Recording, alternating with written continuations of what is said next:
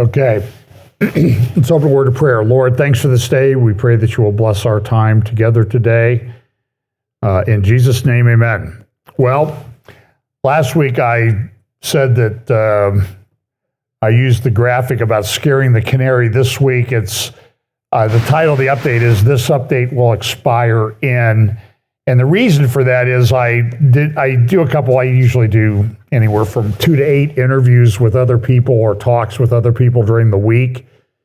And I did one with a great guy in Belfast, Northern Ireland. Talked about coming over there sometime and playing golf on some of their great golf courses in Northern Ireland, 2 of the greatest ones in the world there around Belfast. But I mentioned first hour, we had a lot of technical issues. His sound kept cutting out. I kept cutting out. And my light was not working. I must have hit a button on it. It was like strobing, and I had to shut it off and everything. It was like everything was going wrong. They said, well, yeah, I was having trouble with internet connection. I found out I went back to my router and found my dog sleeping on it. So those things. So this week, but the point of that little story was that we talked about Turkey and how important Turkey was in the end times. And then I pick up the news like right after we finish, and Turkey's melting down. There's protests and all these things going on. Now, I personally, I'm not sure that anything's going to happen or come out of that because Erdogan, let me make sure I got my sound thing hooked up here.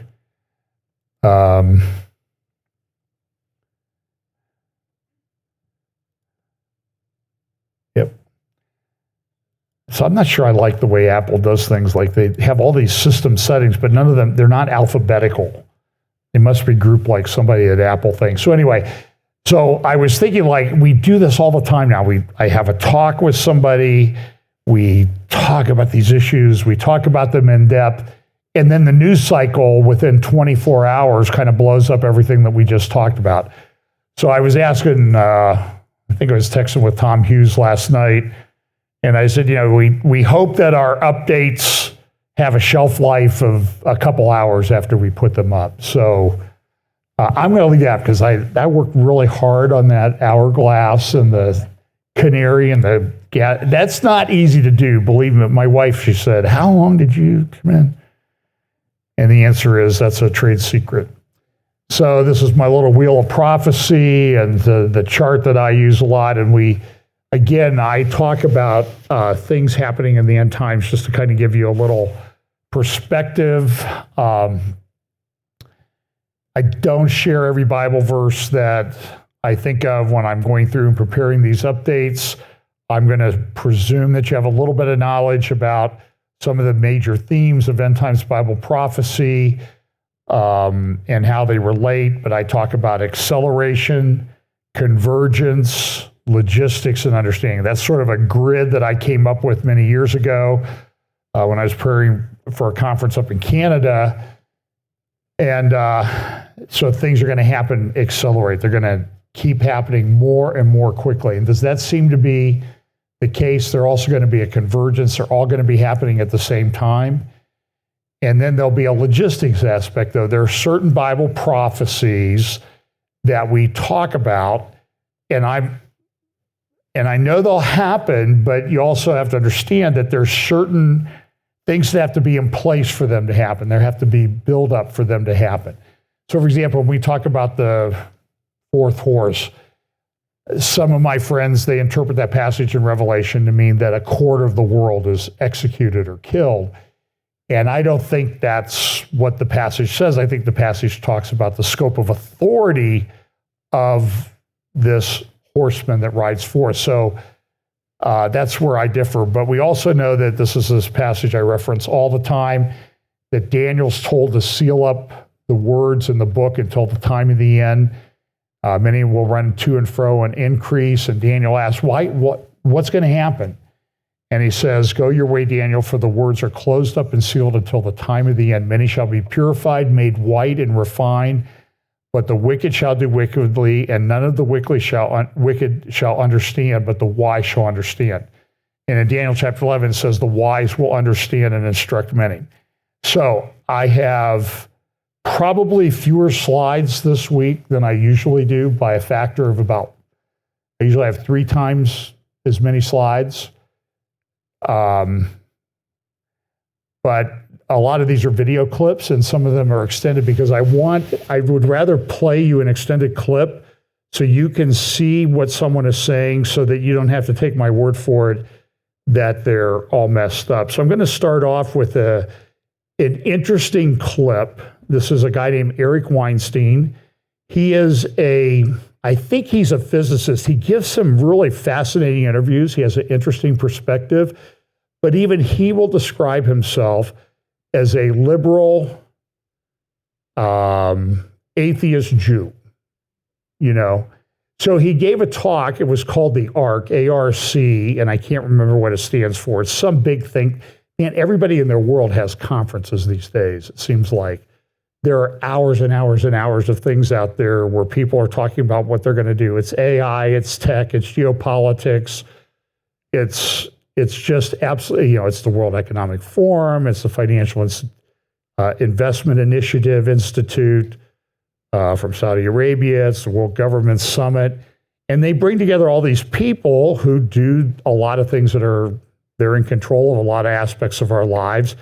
And they're kind of interesting. So Weinstein went to this one called ARC, A-R-C, and I just want to play it because it gives, it's kind of an interesting perspective that he comes up with. He's a very smart guy, but I want to watch for you what a guy who is self-described atheist, what he starts his talk off talking about.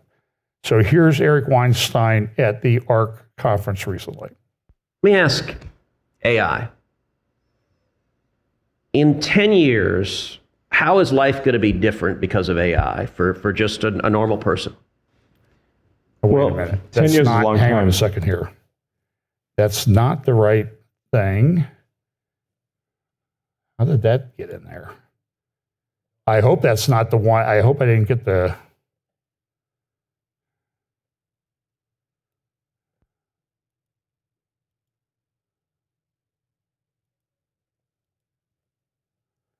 Okay.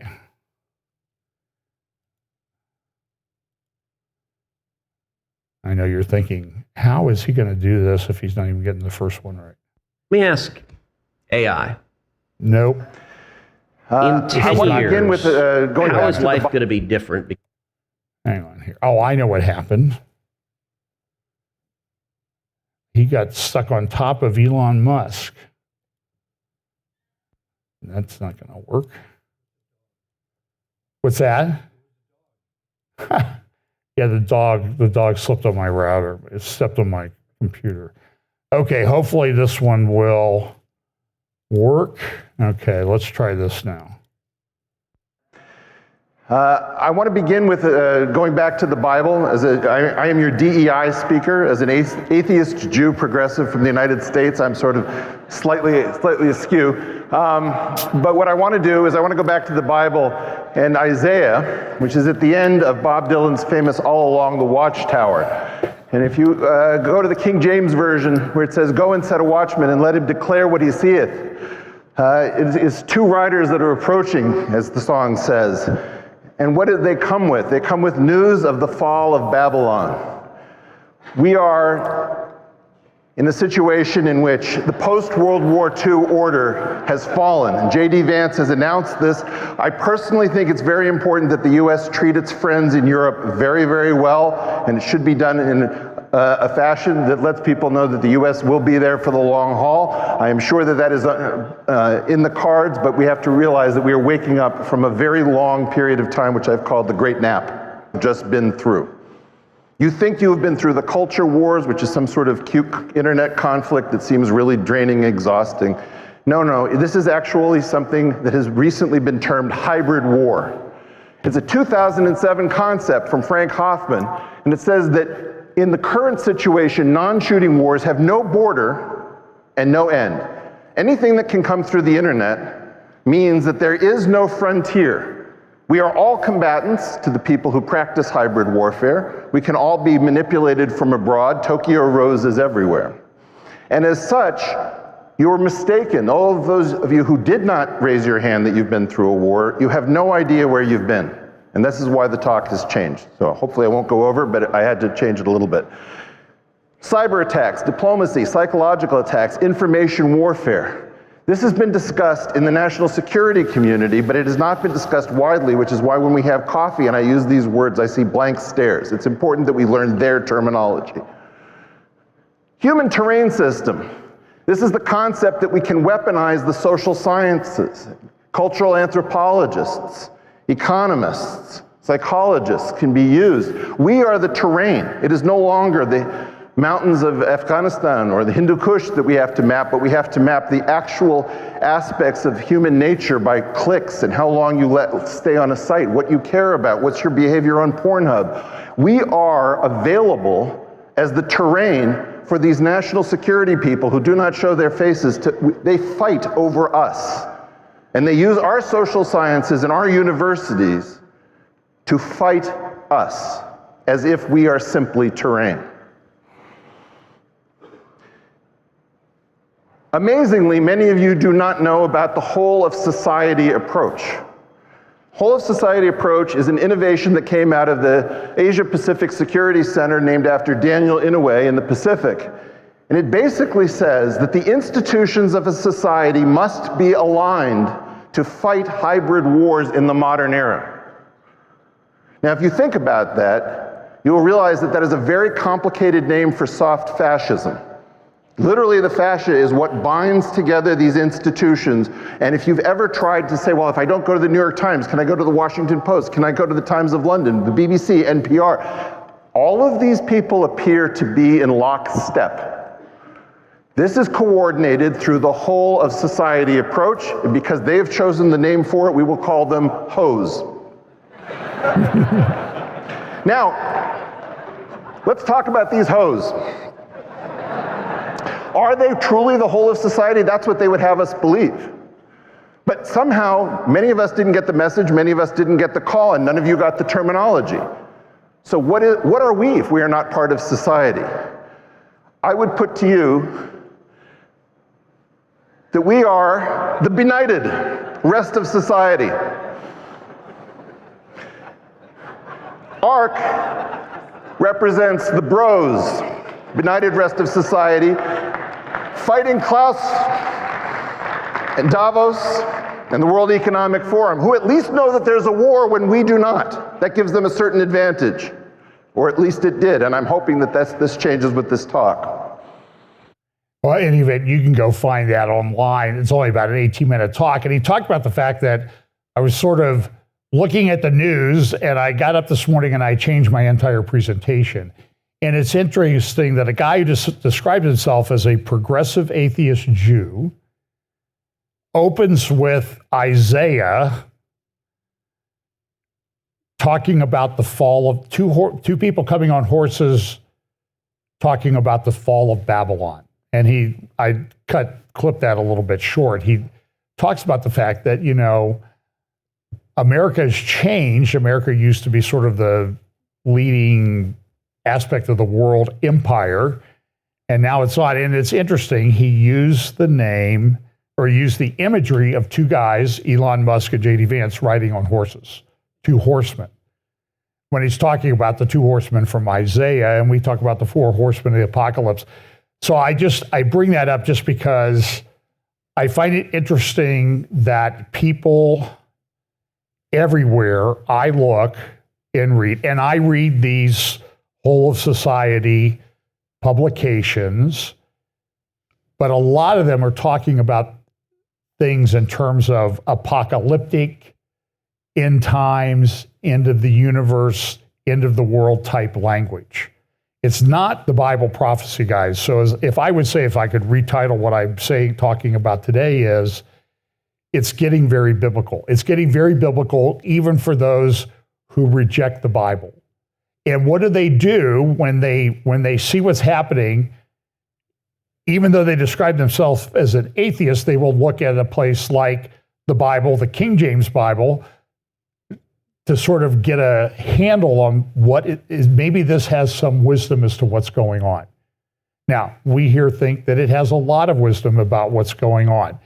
So this is an interesting article. This is out of the Times of London, one of the whole of society things that he mentioned. I think it's actually a pretty good paper. But look at what it says here at the beginning. It says doctors will be banned from giving transgender children a new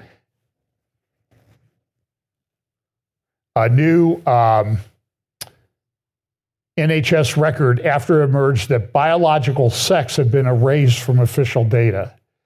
The government people want to know, they'll give lip service to this whole transgender nonsense, but they want to know how many men and how many women they have. Why? Because that helps them plan for the future. And you'll see another slide in just a moment, and it's something I talk about a lot. Demographics are collapsing everywhere all over the world for the most part. Only in a few places. And this is something we've never seen in history. We've never seen, well, you'll see in just a moment. So look at what else it says here in this article. The news comes after a review commissioned by the last government and released on Wednesday found that the word gender started to replace sex in the collection of data in the 1990s, and that for the past 10 years, robust and accurate data on biological sex had been lost. That's not good. Look at this next quote that they have over here. The review, led by Professor Alice Sullivan at University College London, reported how in one case, a pediatrician said that a child had been brought up in the preferred gender of the mother, which was different to their birth-assigned gender. And by the way, I think when you unpack a lot of what's going on is that you have this, I would just call it Munchausen syndrome by proxy, where the mothers project onto the child something that they want. So like in Hollywood, it becomes very cool to have a transgender child. So I'm going to have my child's going to be transgender, whether they want to be or not. I'm going to raise them as a different sex. And here's what the doctor said in a report. The mother had gone to the GP, general practitioner, and requested a change of gender, NHS number, when the baby was a few weeks old. So listen, anyway. And the GP complied. Children's Social Care did not perceive this as a child protection issue. 3 weeks old, the mother goes, and the doctor goes along with it. And the social services people say it's not a child protection issue. So there is a massive problem here, but there's a remedy. Get the kid away from the mother, terminate her parental rights, take the license away from the doctor, and fire all the people in the social services thing because they're not doing their job. Okay, thank you. You're welcome. On to the next problem. No, it's crazy. I don't know. And then yesterday in the Wall Street Journal, I don't know if this would be in the whole of society one. It's kind of bleeding over from to the hose away from the bros. But the Wall Street Journal, American women are giving up on marriage. Why? Because it's interfering with their life. The one gal, I think the quote was that I get better if I'm going to do something. She said, if I need companionship, I volunteer at the dog shelter. Well, but what's the result of this is that demographics, the population is declining everywhere.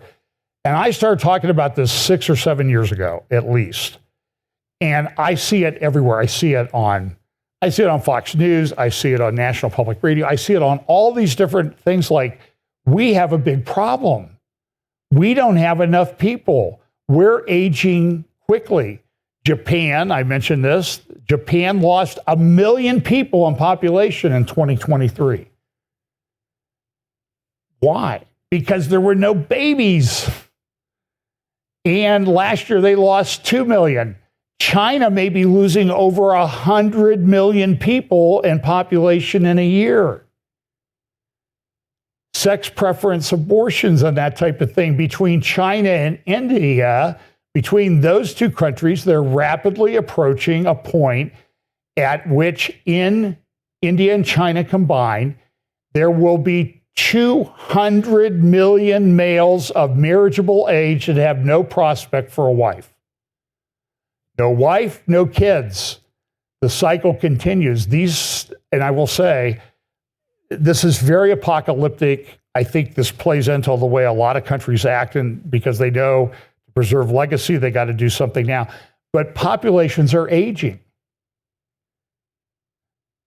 I mean, now, so like yesterday, George Foreman passed away at 76. Everybody goes, he was so young. And now they're like, but that was old just a generation ago. 76 was you lived a long, long life. Now, if you're not making it to 90, people are acting like, oh, you died in your teen years or something.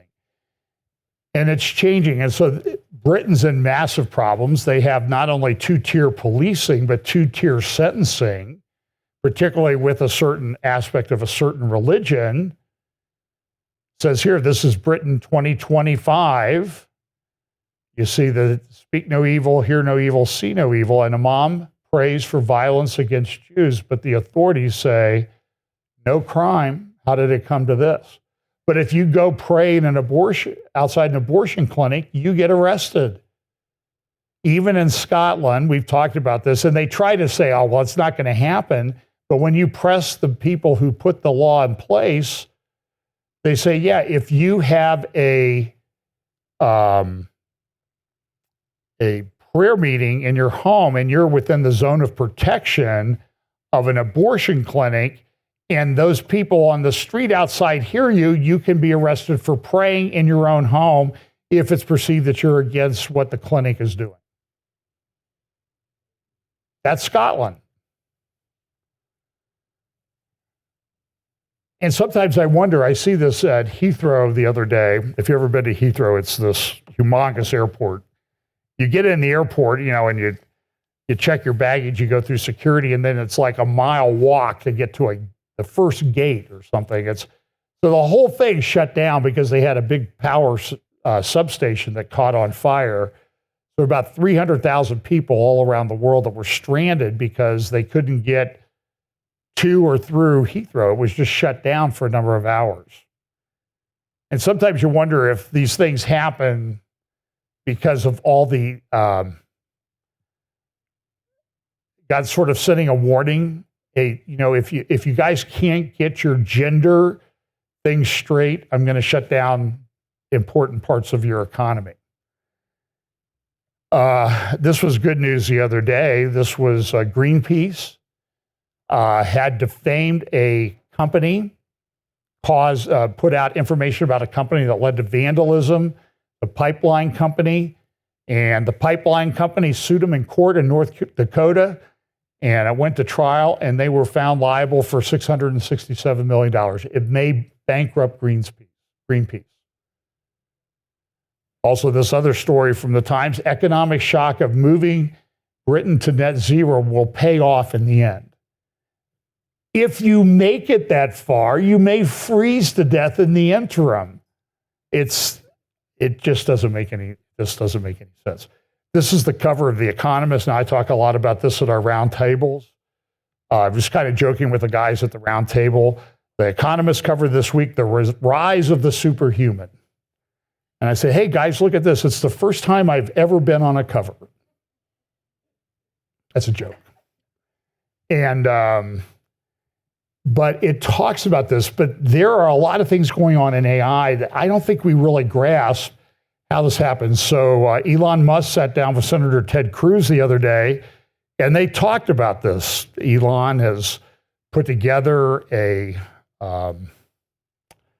can't remember the name of the AI company that he's put together, but he got it up and running in like 3 weeks. This massive thing down there, Memphis. It's one of the most powerful data, large language model centers on the planet.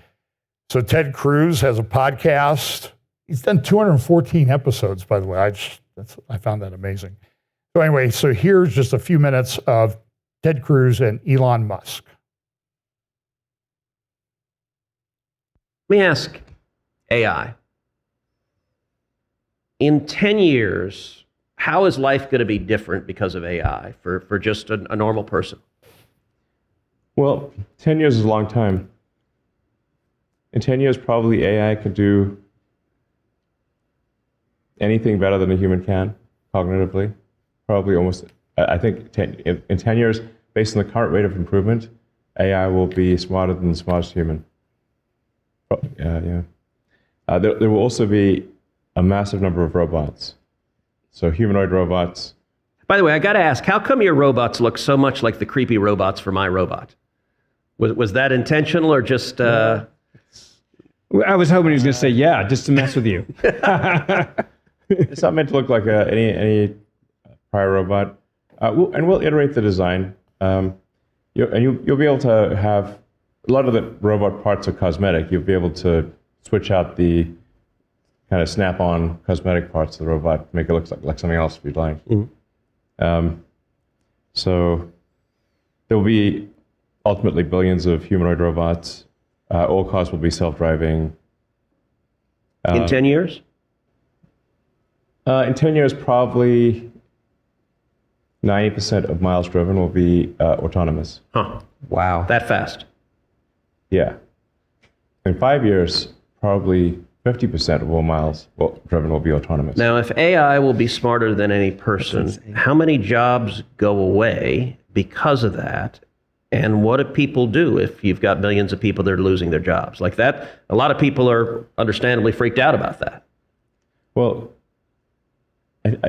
goods and services will become as close to free. So it's not as though people will be wanting in terms of goods and services. So why is that? Why are goods and services free in an AI world or close to free? Well, you have, I don't know, call it tens of billions of robots. That they will make you anything or provide any service you want for basically next to nothing. It's not that people will have a lower standard of living. They'll have actually a much higher standard of living. The challenge will be fulfillment. How do you derive fulfillment and meaning in life? Is Skynet real? Like you get the apocalyptic visions of AI. How real is the prospect of killer robots annihilating humanity? 20% likely, maybe Wow. 10%. On what time frame?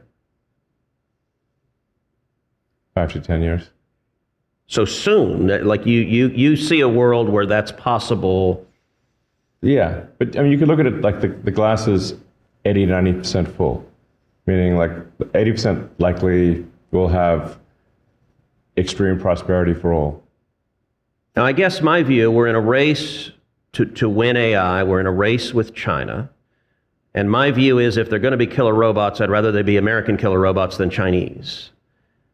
How likely are we winning right now? Is America winning right now? And how likely is America to win the race for AI vis-a-vis China or anyone else? For the next few years, I think America is likely to win. Then it will be a function of who controls the AI chip fabrication. The factories that make the AI chips, who controls them? If more of them are controlled by China, then China will win. More of the factories that are making the AI chips. You think that will determine it?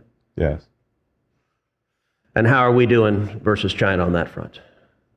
Well, right now, almost all the advanced AI chip factories, they call them fabs,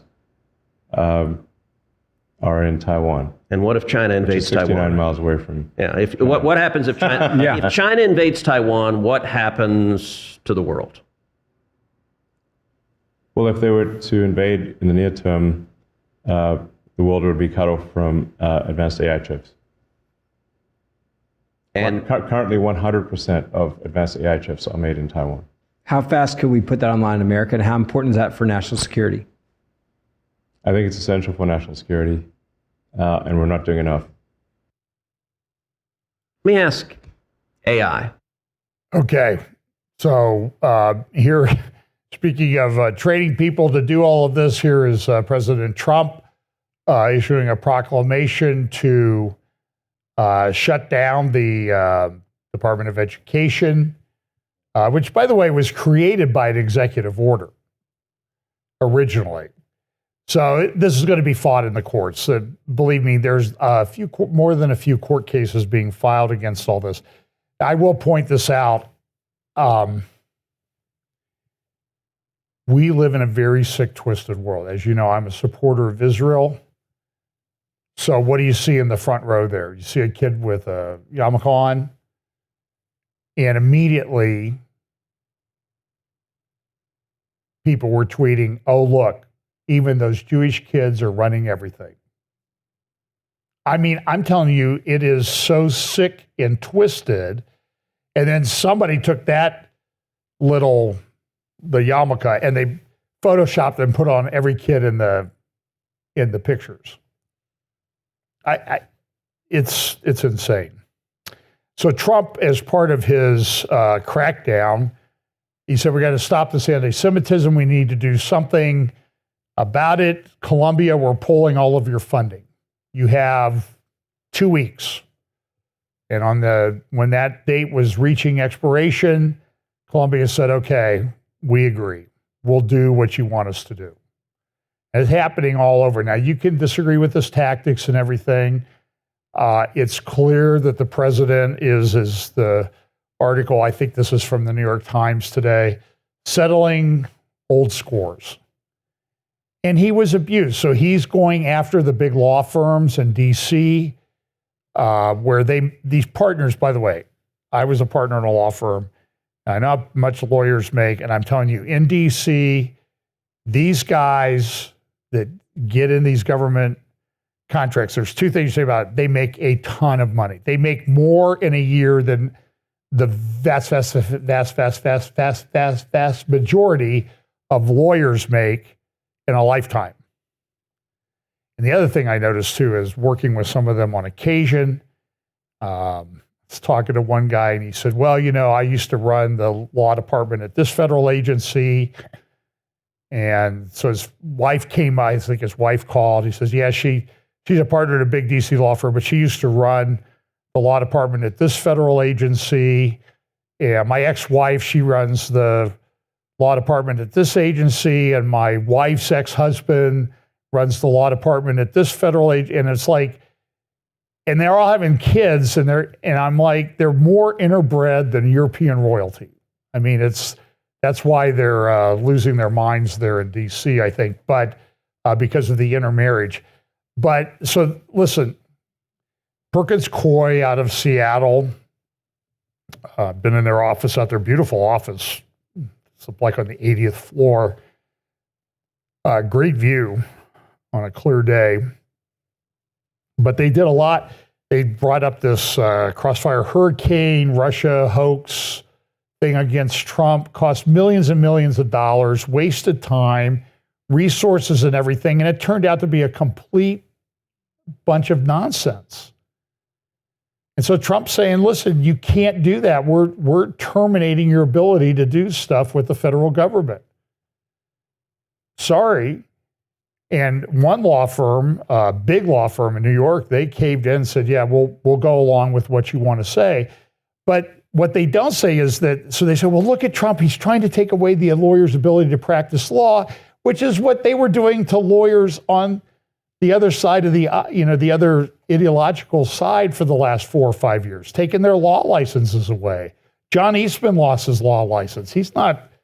Doesn't deserve to use his law license. So this is a very big deal. And so there's this constitutional crisis right now. These judges, there was a judge that ordered a flight of terrorists from Venezuela that had gotten into the U.S. Nobody questions why. How did they get here? Why did nobody vet them on the way in? So Trump sends them home, and the judge comes in and says, well, you got to turn that plane around in midair. Never asked it, does it have enough fuel or anything like that? And what about the whole security? And judges do not have this power, in my opinion. And so we're in the midst of a very big constitutional fight. And if I went through every case that's been filed, we would be here for a very long time. And I didn't, and I don't have slides, and you can go read about it in the whole of society news media, because they're melting down over everything that's happening. So this is interesting. This is out of the Times of London. There's a lot of dispute. What's going to happen with Russia? Is Russia's threatening the UK with nukes? They're threatening the US with nukes. The UK came out and said, we're going to send troops to Ukraine, defense forces. And then a couple days later, they backed off and said, well, they'll be there kind of like, almost like glorified social workers. That's what they're going to send. Because Putin was saying, hey, if you do that, I'll nuke you or something. Hey, I don't know if he said that exactly, but he's implied that for years. He's been saying that. And then the question is, Europe, and there's a lot of my friends who believe in this final beast empire that is talked about in Daniel and Revelation will come out, be a revived Roman Empire based out of Europe. And they send me all these articles. Oh, look, Europe's putting together a defense force. But even some of my friends who sort of subscribe to that view of end times is like, well, Germany's not very powerful. They have like 50 tanks. How long is it going to take them to be this big, powerful defense force? And the answer is, that's part of the logistics of what I want to talk about. So the US or the UK, saying, Putin, you better be careful. We're going to do something. Of course, Putin's meeting with Iran and China. And an alliance. There's a picture of the foreign ministers meeting a couple weeks ago, and it's a very big deal. So this is an article, actually, because I think it's important to sort of the geopolitics of what's going on. So let me just hang on a second here. I have notes. Not everything makes it in. Okay, I got that one. Yeah, we'll see. I may end up throwing all these down. So anyway, Jerusalem Post, my friend Jonathan Spire wrote an article, and the gist of the article is that, hey, listen,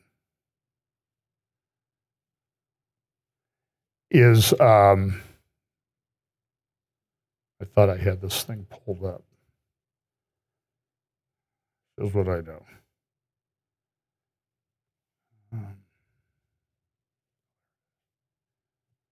Let's see.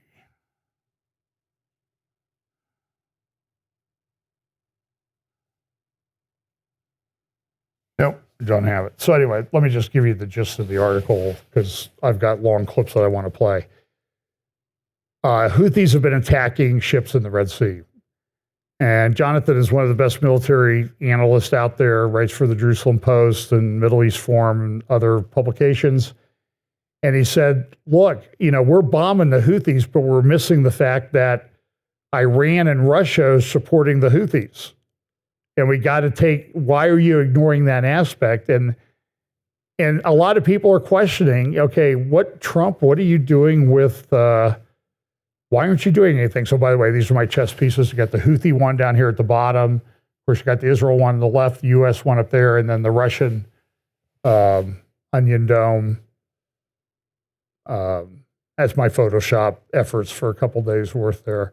But listen, Russia's a big deal, and Russia's a big deal in the Middle East. And there's a view that Russia's involved in this Ezekiel 38 invasion, and they seem to be pushing it. Now I'm going to go to some things. So the president has a Middle East envoy, Steve Witkoff. He's his best friend, golf buddy.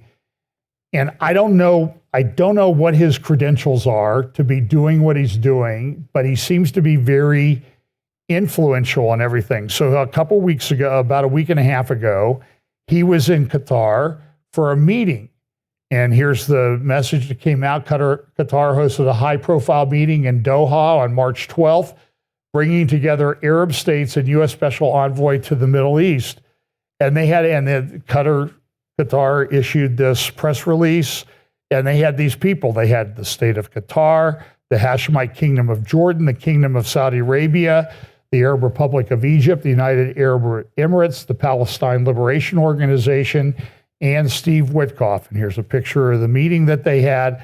And they issued this statement about what they met and talked about.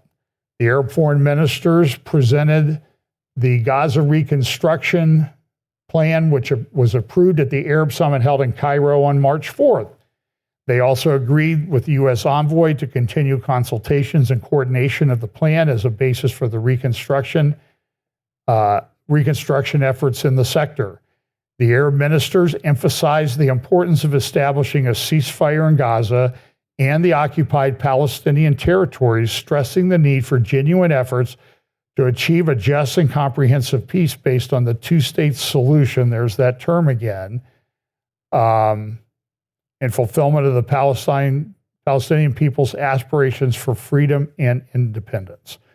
Now, I'm going to talk a little bit about this. So this will give you an idea of Qatar, though. After Hania was killed, the head of one of the heads of Hamas, killed in an airstrike. This is what Qatar did on one of their buildings. They projected a big image of him.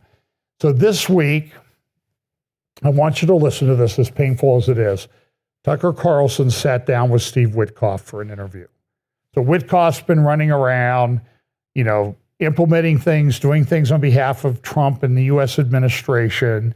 I want you to listen to what he says and see if you think this guy should be doing what he's doing.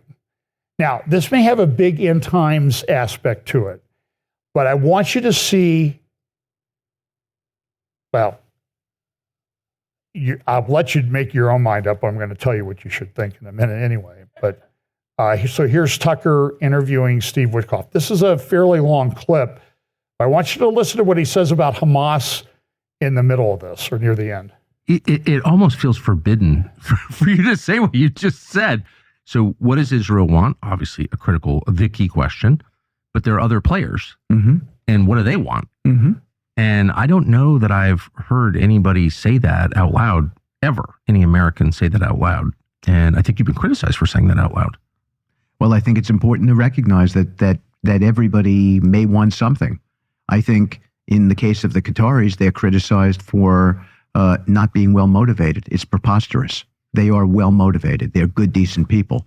What they want is a mediation that's effective, that gets to a peace goal. And why? Because they're a small nation and they want to be acknowledged as a peacemaker.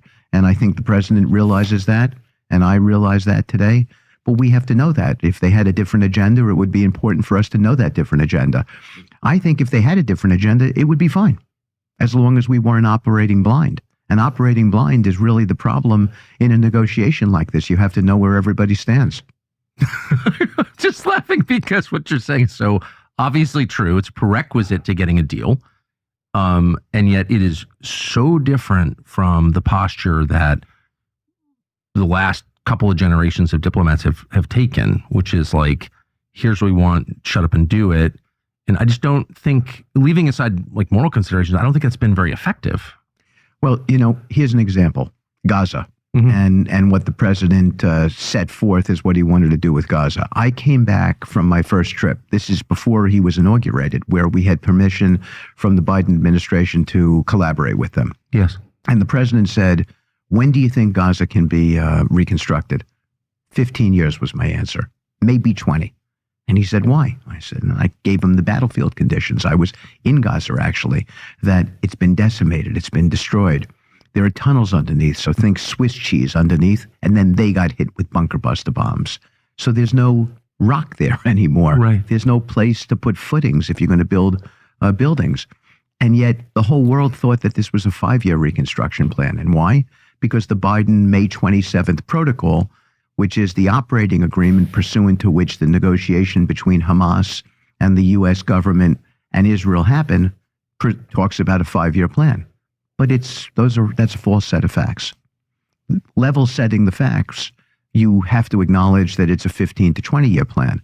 When we first started talking 15 to 20 years, everyone said that we didn't know what we were talking about, until the Journal wrote an article and said 15 to 20 years. Yes. So The president's plan about Gaza was all about how do we put people back in a battle zone where there are munitions all over the field, or where there are these latent conditions so that a kid could fall into a hole and go 40, 50, 60 feet down, and you'd never know that he was there.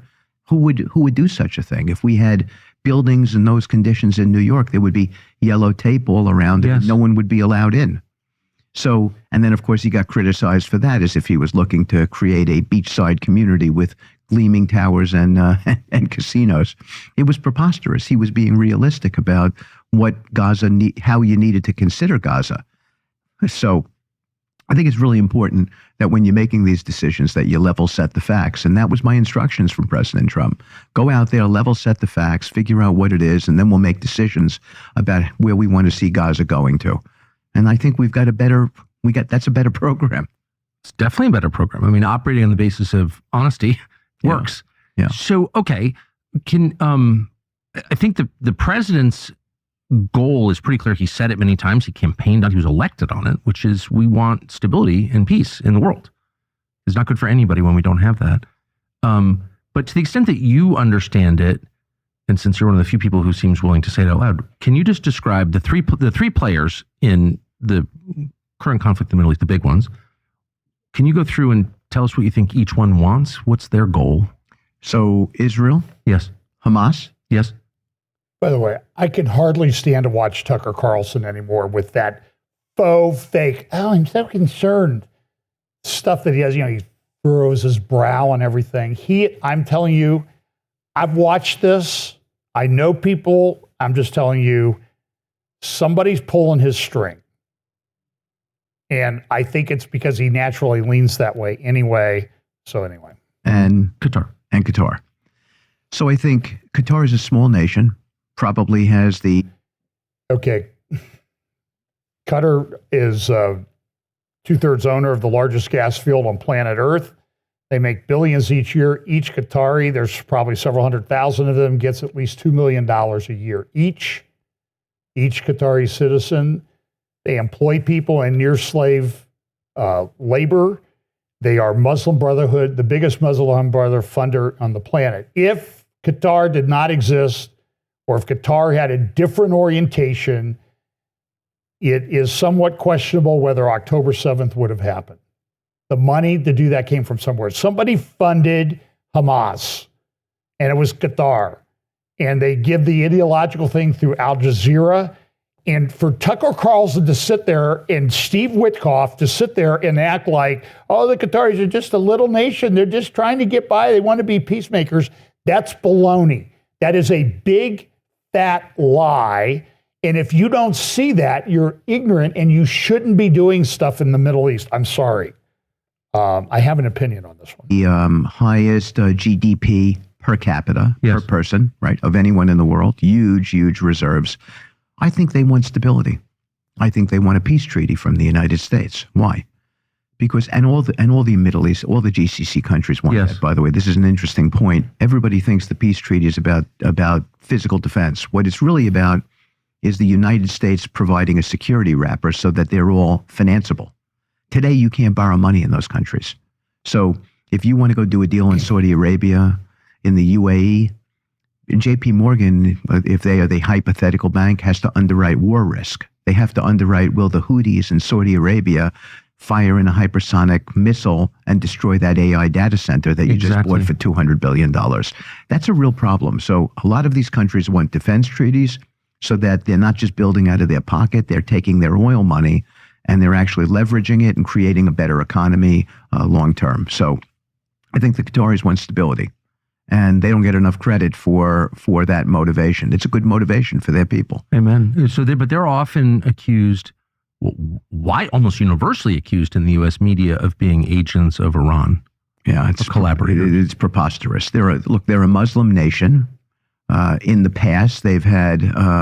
By the way, nobody in the media says that, Tucker. Go read the media. They don't say they're agents of Iran. They say they're Muslim Brotherhood. There's a big difference. Anyway, he goes on later here in this. Let me move it forward a little bit. It almost feels to make a deal.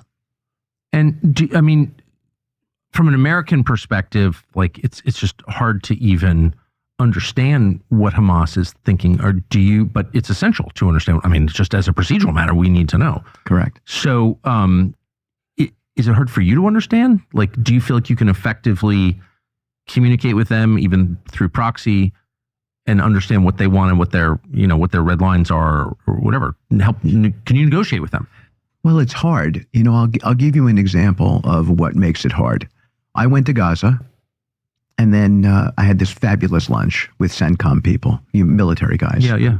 I shook hands of everybody I met, because who doesn't want to shake the hand of these guys who are out in the field? They protect our country. I'm talking about our military guys. And then they showed me, this is Southern Command of Israel, then showed me a film of what happened on October 7th. Yeah. And the film is horrific. Yes. It is about mass rapes. Yeah. There's pictures of Hamas people cutting the head off of an Israeli soldier. I watched them saw the head off. I mean, it's really terrible stuff, and it's beyond what I've ever seen. And it can taint you, right? It can taint the way you're going to, feel about these people. And I think sometimes as a negotiator, you have to be dispassionate. Yes, it's not easy to be to make decisions if you're going to. But I had to see that film, Tucker. I mean, that film is a reality. I mean, we can't ignore the reality of what happened on October 7th. Right. Now, they would tell you that they've got justification, but there's no justification for what happened that day. There just isn't. And unfortunately, there were security lapses that day that shouldn't have happened, that accentuated what happened that day, yes, which shouldn't have happened. But do we understand that? I think we understand that there were security lapses, For sure. that there were some mistakes that were made. Yes. But we're humans. We're not robots, I right? agree. We're not completely overwhelmed by AI right now. So people will make mistakes.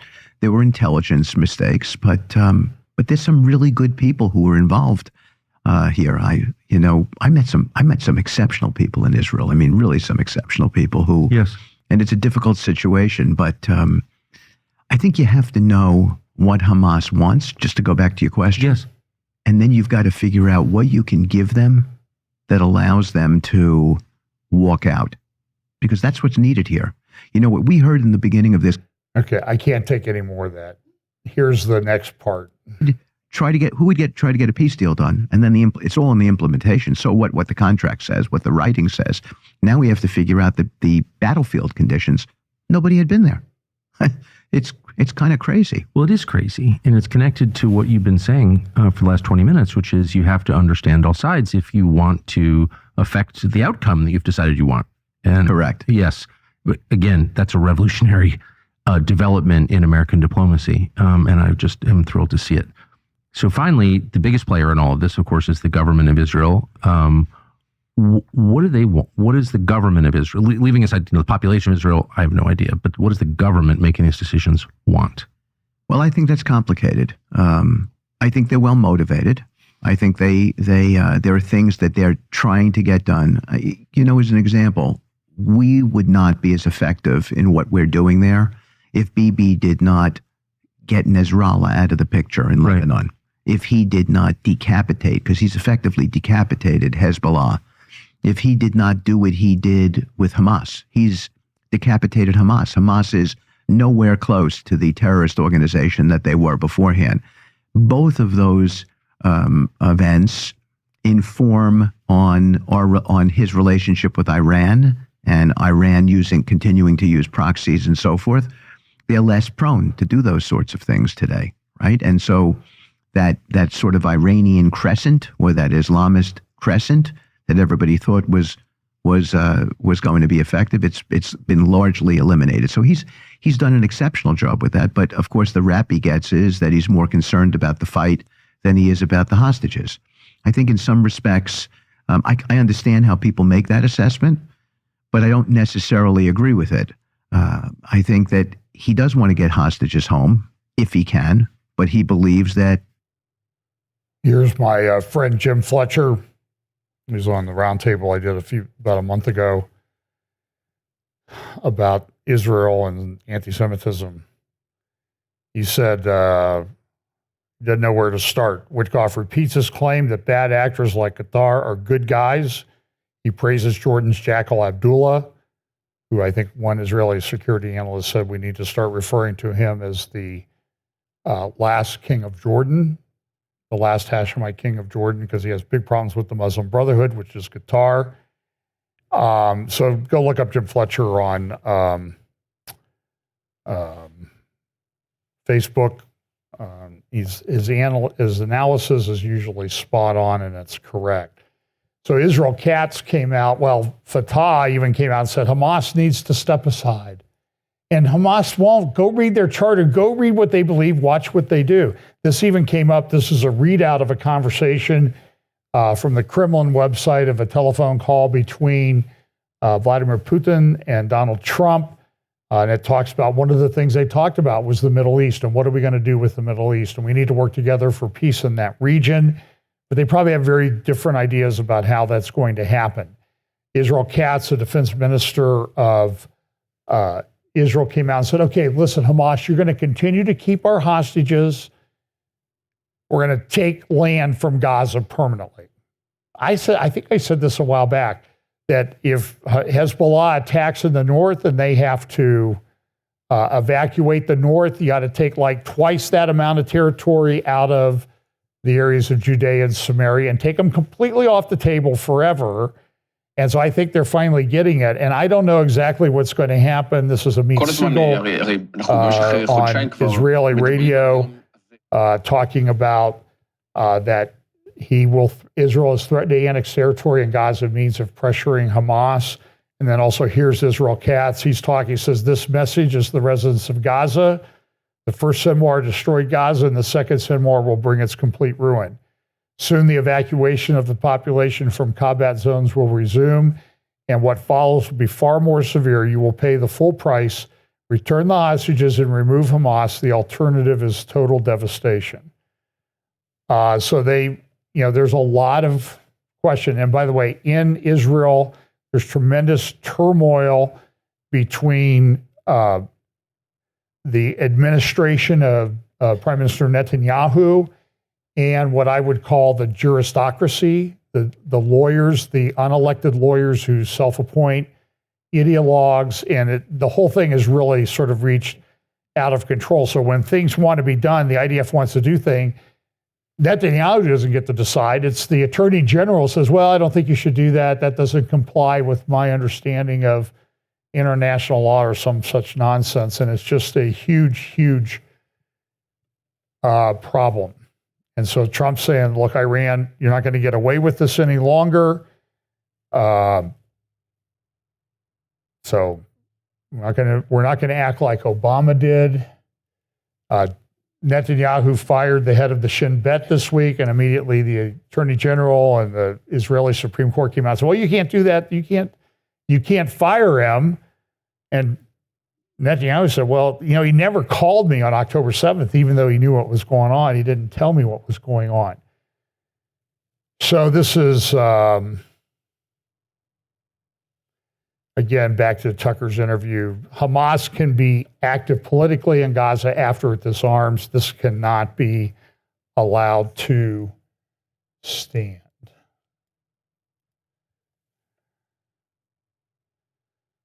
So this is a little discussion between Francisco Gil White, who has a website called Management Reality. Now, he's not a believer, and he was very secular, Mexican, but he had a conference, Francisco Gil White, with Edwin Black, who's written a lot of books on the Middle East and other areas, and they don't agree on things. I mean, Black supports Trump, Gil White does not. They call it the White-Black Conference, kind of interesting title. So Gil White will be questioning what Trump is doing and why, or why he's not doing certain things, and Black defends him. But here's just a little bit of that discussion. A breakaway country here called Somaliland. Israel has cut a deal with them to recognize them, to build an air base there, and the UAE is going to finance that whole thing. That's going to put a base for Israel right here. And it's going to change the entire the entire dynamic. Right now, we're living in a moment when Israel will live or die. Period. It's not going to survive another problem. It's not going to, we've had hell before, we'll have hell again. This is the answer. Because Iran, Qatar, and Turkey, and possibly Egypt, and maybe even with Jordan, are getting ready to destroy Israel and pick up from where Hamas and Hezbollah and the Houthis left off. And it's be up to one man to change the course of history. All right, we got Never mind what he said to Qatar for breakfast. Ask what he's saying for lunch. Thank you. Now, Gil White, by the All way, right, agrees so, that they want to I'm gonna destroy move Israel. on, but I didn't like your answer. I think that if we can say that Trump's love affair with Qatar doesn't matter, we could just as easily say Biden's love affair with Egypt doesn't matter. I mean, all of that stuff you said that Biden gives to Biden Egypt. didn't have a love affair with Egypt. He didn't even know what was going on. He didn't know these No, contracts well, that's were not the being made. point. Whoever's running the country. So the point is, you said Biden. I didn't. You said Biden. Biden gave the contract to Biden administration. Right. So the Biden administration. That's not Joe Biden. That's somebody whose Well, name you don't know. But that's not the point. The point is the Democrats were funding Egypt, right? That's the point. No, the Americans funded Egypt, not the Democrats. Okay, so the Democrats, the Americans, whether Democrats or Republicans, have been funding Egypt. Since Camp David, of Yes, course. and the Americans, whether Democrats or Republicans, have been intimately allied with Qatar. They have their most important military base in Qatar. And I want to make Correct. a point about Qatar before we move on. And it is this. Qatar is impossible to defend. You can't defend Qatar unless you're the United States. Because Qatar is a perfectly flat, tiny little peninsula of sand. There's nothing there. It's just sand, flat. So only the U.S. can protect it. If the U.S. didn't have its most important military base there, Qatar would have already been conquered either by Iran or Saudi or Iraq or someone. Saudi. Probably Saudi. Because So- there was a blockade by Saudi Arabia. Remember, Qatar has Al Jazeera. And the Saudis hate that because Al Jazeera means the Arabian Peninsula. Can I make my point? Yeah. So, because Qatar is impossible to defend, except if it has an American military base there, what that means is that the United States can tell Qatar what to do. If the United States wanted to change Qatari foreign policy so that Qatar would not be financing all of these anti-Semitic jihadi terrorist movements, they could do so, and they haven't. Whether Democratic or Republican administrations, the United States government has not changed Qatari policy, which over the years has been the destruction of Israel. And Trump is saying that he wants to improve his relationship with Qatar and that Qatar wants peace in the Middle East. I'm going to leave it there. By the way, Edwin Black goes on later in that to talk about the fact that he believes, and he's tied into a lot of people in the political structure in Lebanon, that Lebanon is throwing off the shackles of Hezbollah, and Lebanon will soon be coming into the Abraham Accords. And that kind of comports with some of the theories, at least that I've espoused here, that the Psalm 83 might be an alliance in the end times through the auspices under the sort of the umbrella of the Abraham Accords. And we see that coming together more and more, and people are talking about it.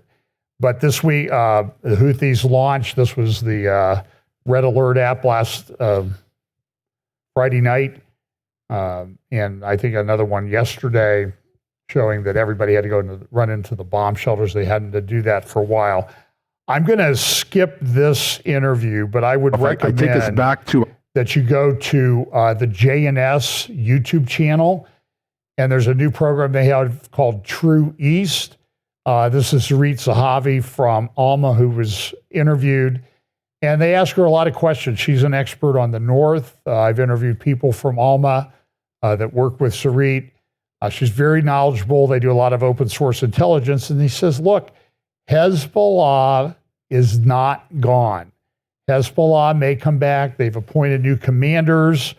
And so it's a very delicate situation even now. In fact, their recent analysis that they put up, air defenses of Iran's Khur missile complex and Parchin nuclear site, they analyzed satellite pictures and they came to the conclusion maybe Iran's air defenses are still okay. Maybe that's why Israel and the United States have not attacked these nuclear and missile facilities. And it's going to be very questionable. I put this picture up only to talk about the Temple Mount because, of course, this whole operation of Hamas and others has been centered around Al-Aqsa flood, Al-Aqsa mosque. They call the whole compound Al-Aqsa, even though the only one building up there is the Al-Aqsa Mosque. And even old 100-year-old publications from the Muslim Authority that runs the Temple Mount says this was the site of Solomon's Temple. Of course, they deny it. But then the question is going to be, Trump has said we're going to make a decision on sovereignty. And there's rumors flying around that they're going to allow Israel to declare sovereignty over the Temple Mount. I don't know if that's going to happen. They're going to talk about saying sovereignty over Judea and Samaria. I'm going to play a couple clips and we'll finish up. First one or two is from Einat Wilf. She is a Labor Party member of Knesset. She's very strong on Zionism and the situation that's being faced. And she has a book out called it's about the right of return of Arabs to come back to Israel and the development of that issue. And so here she is speaking at an India Today conference in India this week, talking about the issue in Israel. What the American president did with his plan, and even before there's any discussion of implementation, he's already achieved several important things. First, he reminded people that Gaza, like you said, has no objective geographical problem. It's not some landlocked, windswept, drought-ridden place of misery. It sits on beautiful shores of the Mediterranean, great sand from the Egyptian delta, excellent soil, natural resources, the intersection of ancient trade routes. It has everything necessary to become a pearl of the Mediterranean, the Dubai of the Mediterranean. So what he's reminded people is that the problem is not objective. The problem is political. The problem is that the people of Gaza have made an ideological choice, and it's a choice to take their control of the territory of Gaza, and rather than put their considerable skills to making it into the Dubai of the Mediterranean, they have chosen to turn it into an integrated, weaponized landscape where every home, every school, every mosque is connected by tunnels. The amount of cement that went into the underground could have built the skyscrapers of Dubai. They have made the choice to turn Gaza into an integrated, weaponized landscape for the singular purpose which has led them for the last century, not to build for themselves, but to destroy what the Jewish people have built in their ancient homeland. So what the American president did, he said, look, if someone can figure out how to get rid of these politics of destruction, Gaza can be a remarkable place. So that's one thing that he's already achieved. The other thing that he introduced with the plan is the very quaint idea of consequences. And I heard that a bit in your questions before. For about a century, we're stuck in a loop that goes like this.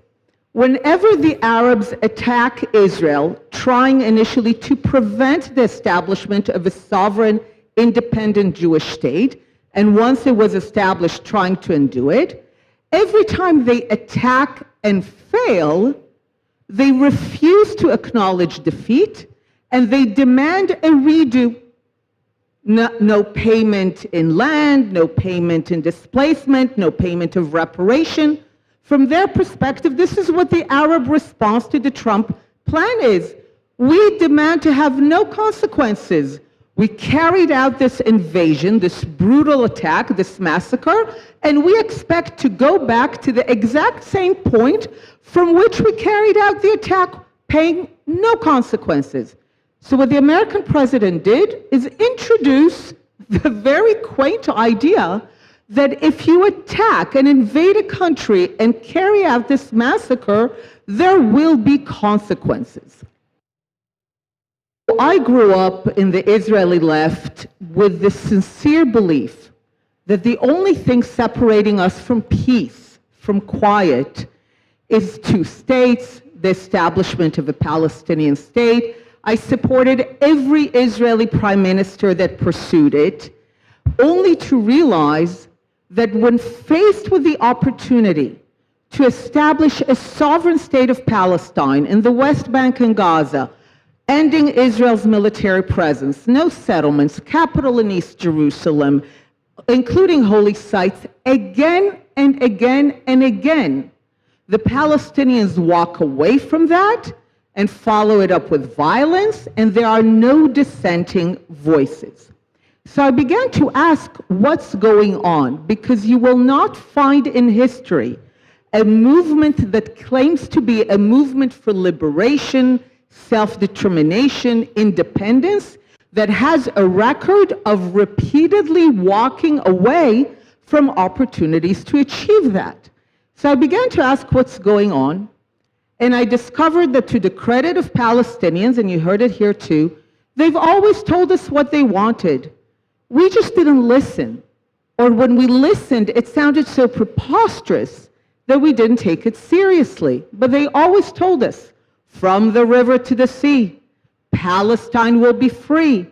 And in case you're wondering, free of what? Go to the Arabic. From water to water, Palestine will be Arab. You know, as I did the research that became the book, The War of Return, I came across a quote by Ernst Bevin, the British foreign minister after World War II. I understand he was no friend to India. He was certainly no friend to the Jewish people. He goes to the British Parliament in February 47 to explain why Britain failed. Contrary to what you heard here, Britain received a mandate unanimously from the League of Nations as a trust to help the Jewish people who were recognized as the historic claimants of the land of Israel to achieve sovereignty. Now, Britain did not betray the Arabs. It created Jordan, Iraq. France helped Syria and Lebanon become independent. But we arrive in February 47 and there's no Jewish state. So Britain failed, and he needs to explain why. And he says the following: His Majesty's government is faced with an irreconcilable conflict. Now, he calls it irreconcilable. In February of 47, there's no occupation, no settlements, no blockade of Gaza. No one is displaced. In case anyone tells you that the conflict is because Israel, Zionism displaced Arabs, in February 47, everyone is in place. And he already calls the conflict irreconcilable. And he goes on to explain. He says, in the land there are Jews and Arabs. No one clearly is called a Palestinian at this point. He says each one of those groups has a top priority. He says for the Jews, the top priority is to establish Jewish sovereignty in the land. So Jews want to exercise the universal principle of self-determination for the Jewish people, the Jewish nation in their ancient homeland. Great. And then he says, and for the Arabs, and these are not just any Arabs, these are the Arabs that will later hijack the name Palestine to be named Palestinians. He says, for those Arabs, the top priority, and listen to this, to resist to the last the establishment of Jewish sovereignty in any part of the land. He's not saying that this is a conflict between the Jews want a state, the Arabs want a state, and therefore the conflict can be solved through partition, through two states. He says, as a matter of top priority, the Jews want a state, and the Arabs want the Jews not to have a state. By definition, irreconcilable. And this has only ever been the conflict to the present. So Israel has always agreed to every two-state solution, provided that one of the two is the Jewish state. And the Arabs, and especially the Palestinians, have rejected every two-state solution if one of the two is the Jewish state. So I will just end with this. I support Palestinians having a state, but they actually finally need to want it. They've never wanted a state if it lives next to a Jewish state. So there's a big article over at The Guardian about Amir Kahana. Amir Kahana was assassinated in New York. He was a Jewish rabbi, very nationalistic, very pro-Zionism, and very controversial, even in Israeli politics at the time and would even be today. Well, they're talking about the fact that it seems like everybody's talking about what do we do? I mean, and the ideas the Kahana espouse are sort of coming back to the surface again. I mean, this is a very, very long article in The Guardian, and I think I will put a link in the notes below the video description or in the video description to this. He was assassinated on November 5th, 1994, so 34, almost 35 years ago. It was a big deal, and some of his ideological progeny are involved in the Israeli government right now. I'm going to play a little bit of a clip. There was I'll finish with this. This is, I can't remember her name now. I apologize. She was on JNS the other day talking about the documentary To This Land, which won an Oscar for Best Documentary. The thing is a piece of garbage. It is made up. She's going to explain a little bit about that because she understands what happens in the conflicts that led to the videos being made that formed the documentary. And she's very knowledgeable on what she's talking about. So this was not a good thing in my opinion. So anyway, so here she is.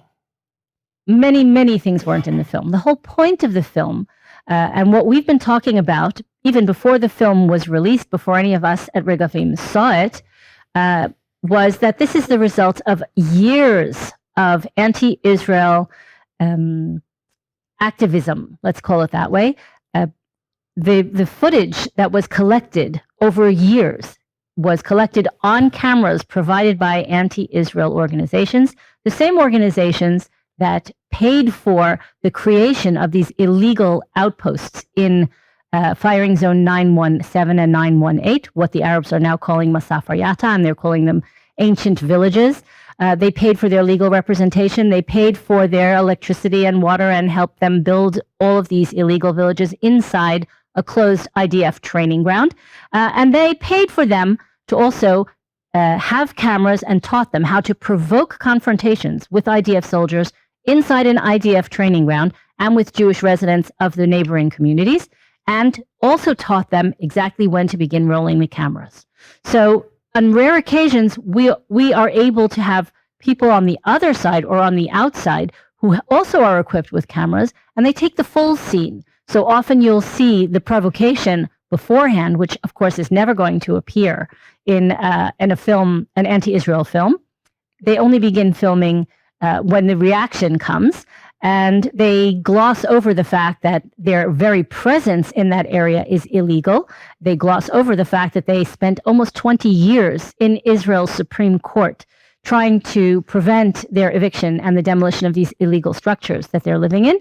And they lost not once, but twice and more. And all the documentation that they themselves presented to the court proved that they never lived in these areas. These were never villages.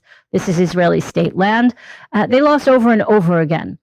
So we managed to collect some of the parts that don't appear in the anti-Israel narrative, the parts that show where the confrontations start, how they start, how ridiculous the scenes generally are when taken from a neutral perspective, and try to explain to people that this film was not a documentary. It was at most a work of fiction, and it's propaganda, very plain and simple propaganda, very, very carefully curated and manipulated presentation of very staged events and confrontations, and has absolutely no basis in fact. These are the same folks who put together this film, by the way, Israelis, along with Arabs, who approach Jewish communities on a weekly basis in areas throughout Judea and Samaria, especially the southern Hebron Hills, and provoke regularly on Shabbat. Yes. And then when the Jewish residents confront those who came out and disturbed the Shabbat, disturbed the peace of the Sabbath, then they start filming, and then that is what they share on social media. And then the Jews get accused of so-called settler violence. I mean, this is not a new phenomenon, but now you have an Oscar-winning film, basically not documenting, because it's not a documentary, showcasing this farce. Correct. They do a lot more than just disturbing the peace of Shabbat. They come with, first of all, be aware that in some of the footage, which they try not to show in the film, but which is very, very clear, for example, in that small clip, if you look at the people standing around that confrontation, you'll see that many of them aren't locals. They're European agitators, all sorts of provocateurs, all sorts of anarchists who have taken up residence in these quote-unquote villages. They are there for only one reason, and that is to provoke confrontations and then film the IDF or the Jewish community's responses to those provocations. They have physically attacked Jewish communities. They have set fires. They have the Arabs living in these outposts are constantly stealing livestock, destroying crops. The Jewish agricultural communities in the surrounding area are victimized constantly, and none of that is reported. So you can go to JNS and you can find the full interview. I thought it was very well done, and sort of comports with what my research, what I would have said about that documentary, that it's a lot of pictures of provocation. So pay attention to what's going on, the situation, Ukraine, Russia, Turkey, Syria. I didn't have time to get to those today. I'll probably be doing some interviews this week. So watch for those on our social media. Appreciate you listening, and remember that so you can start the clock now as to how long this update will remain relevant, and when it will expire. So let's pray. Lord, thanks for this day. Lord, pray you'll give us wisdom, understanding, guide us by your Holy Spirit as we navigate these troublesome times. And Lord, please help us to always be committed to the truth, guided by your Holy Spirit, and looking for opportunities to share the glorious gospel of Jesus Christ with those around us. Pray you'll watch over us this week. In Jesus' name, amen. Thank you.